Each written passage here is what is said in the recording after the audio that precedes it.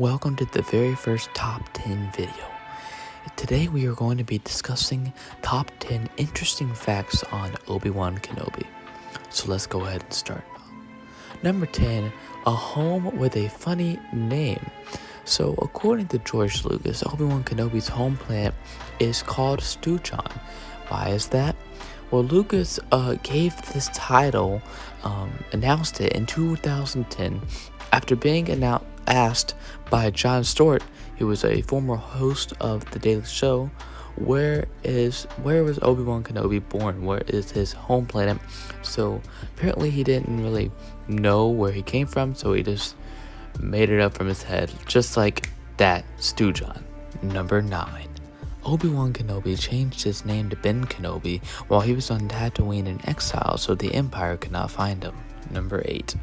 Obi-Wan only trained Anakin out of a promise to Qui-Gon, not because he wanted to, but because he made a promise to his master who had died at the hands of Darth Maul. Number 7.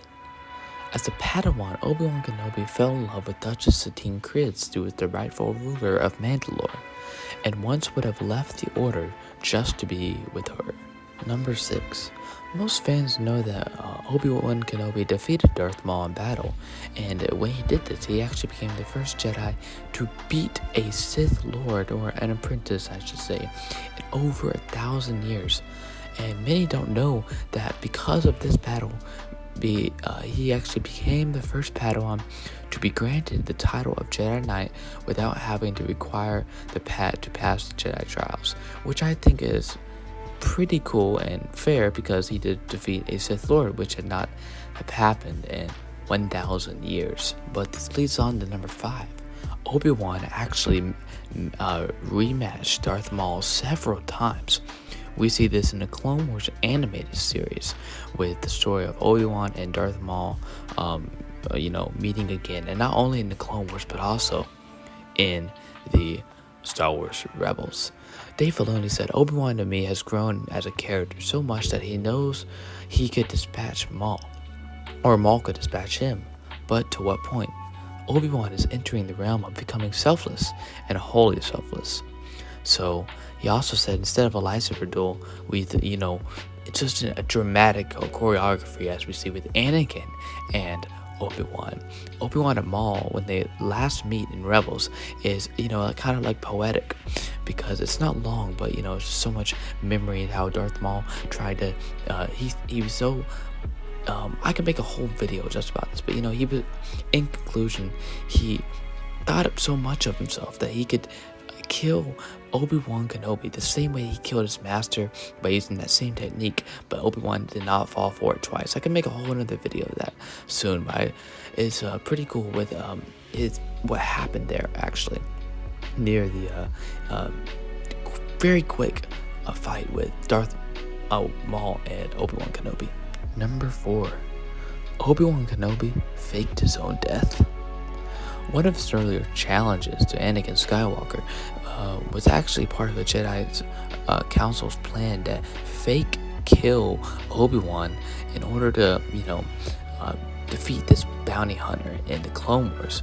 He had to fake his own death only to have a secret identity as someone that he was trying to find information about, and he had to have,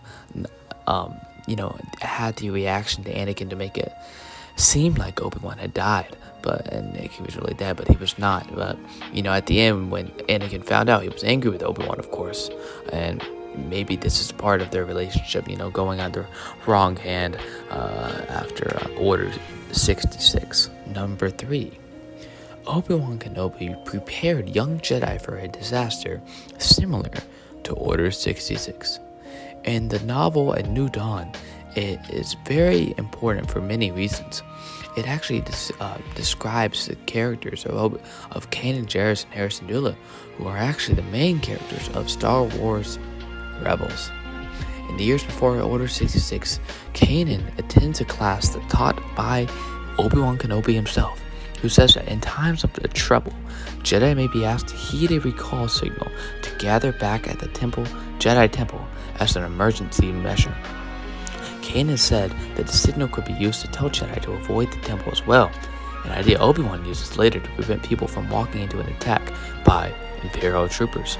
So it's pretty cool here how Kanan, as we know, the main Jedi from Star Wars Rebels, actually gave Obi-Wan a pretty cool idea, and they had talked to each other, and they didn't really talk. They didn't see each other in Rebels, but it's nice to know that they had talked to each other before. Here we go with number 2.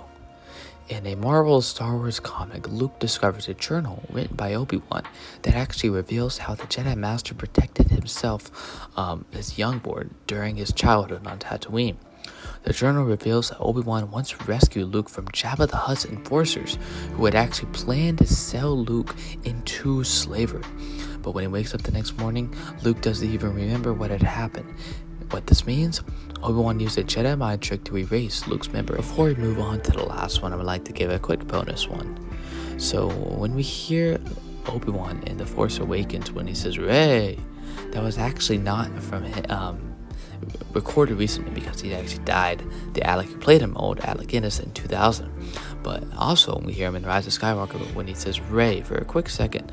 That has the same cut when he says "afraid" to R2-D2, don't be afraid.